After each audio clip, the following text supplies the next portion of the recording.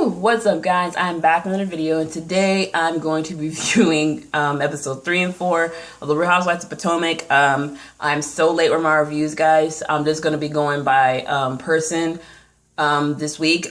Before I do, there's a little bit of tea that I got from the blog sphere of reviewers regarding Michael. So next week we're supposed to be seeing the whole thing with Michael Darby cheating again and getting some strippers, male and female, in a hotel room.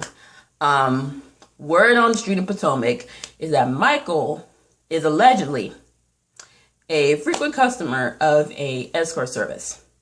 Now, go on to Shell's World, the person that actually gave the tea, he actually called in the video. So you didn't hear from me, y'all. That's all I wanted to say. With that, let's just start on Ashley. You know, I understand the new mom storyline, and I feel like she's going to be having some stuff because she is going to go head to head with Wendy. She's mending her stuff with Candace. She's willing to do that. And the thing is that everyone's making Candace have to apologize to Ashley, like Ashley did not contribute to the mess. And it's just like, okay, you want to avoid taking accountability because you're a new mom. I don't like that. I really don't like that. Both of y'all were a mess. The both of y'all need to apologize. On to Candace.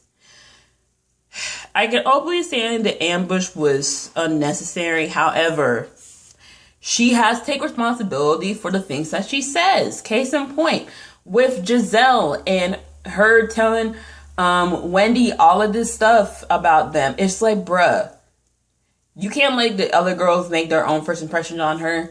It's like, man, you're just telling them all the time. They may have a different view than you know, even though you know them longer. And, you know, people are like, well, why did Wendy tell Robin that? Listen, Wendy is doing what reality show logic does, okay? You hear one thing, you take it to the other. You know, the bird is the messenger, takes it back to the main person, and they find out about the source, okay? Wendy told Robin, Robin told Giselle, and then she confronted Candace. There you go. And a lot of people saying that Candace is being put as the villain for the season.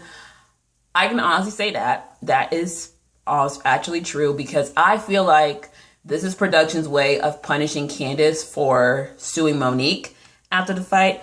Because even from what's being reported, and even Chris said it himself, Candace instigated the fight.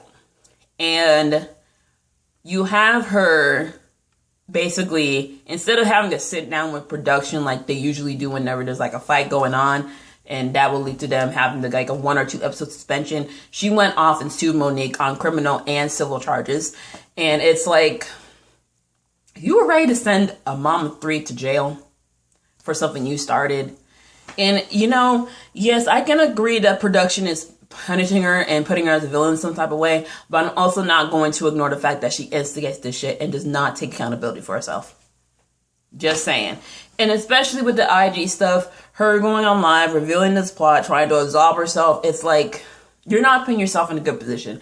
Also, the fact that you got these tweets coming out of nowhere about you being past homophobic and what's being said between Monique and Karen, that you have not changed from that. You're not on a good look, okay? I will not be surprised if Candace is on a chopping block by the time we get to the end of this season. And I really hope they're not taking breaks between episodes, because this is going to drive me crazy. So Giselle.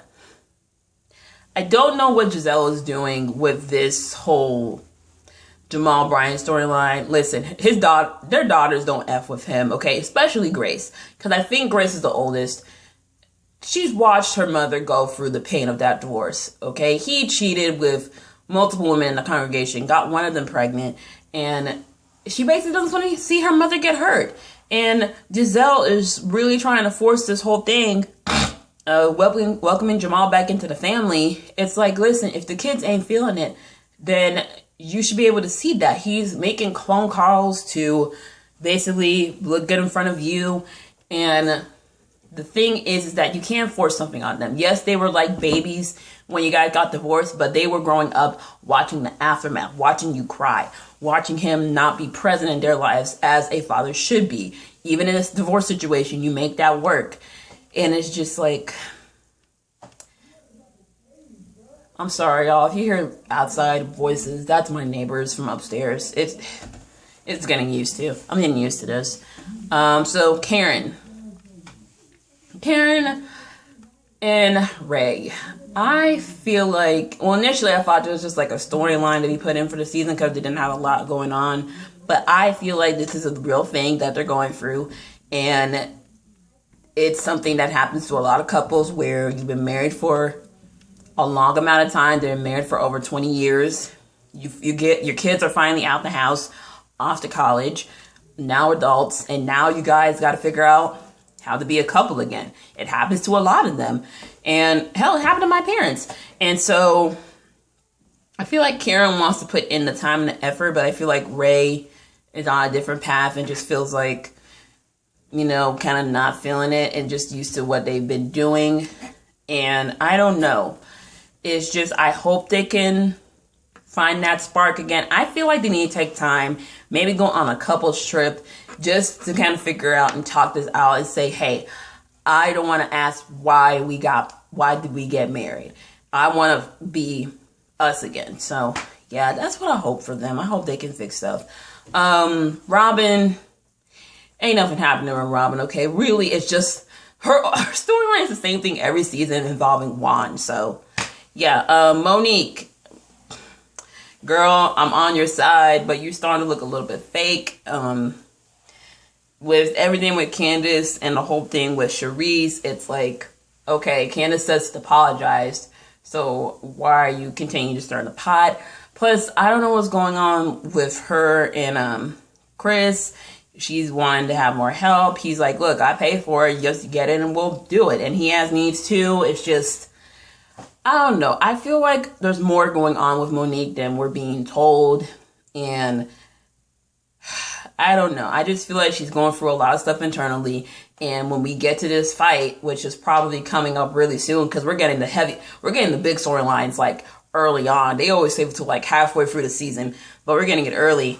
I feel like we're going to get more and more stuff added on to the point where Candace pokes Monique too much to the point where she will literally go ahead. And allegedly, Candace threw a drink at Monique, and that's what caused her to throw hands. Yeah, so that's pretty much on that. Wendy, I'm liking her. I'm liking Dr. Wendy. You know, her stuff with Karen is going to be a thing, but she is definitely going to come for Ashley. Also, I love the fact that her family is on here. I love her mom. Y'all gotta stop attacking that woman for her makeup. Those are just how African mothers are. They put on heavy makeup that is a couple of 2 or 3 shades lighter, okay? That happens. And sometimes they get the shake and go wigs. Listen, let's tell the truth, man. Let's be honest here, okay? I have so many aunties that be having the most out of order wigs, all right? So yeah, that's pretty much it. I'm going to be back here on Sunday this time. So I'll be reviewing the episode right after it airs. Hopefully my phone is charged by then, so that way I can upload probably before or after midnight. So anyway, that's my review for Potomac the last 2 weeks. Let me know in the comments how you guys feel. What do you expect from this season? Whose side you on? And I'll see you guys in the next video. Bye.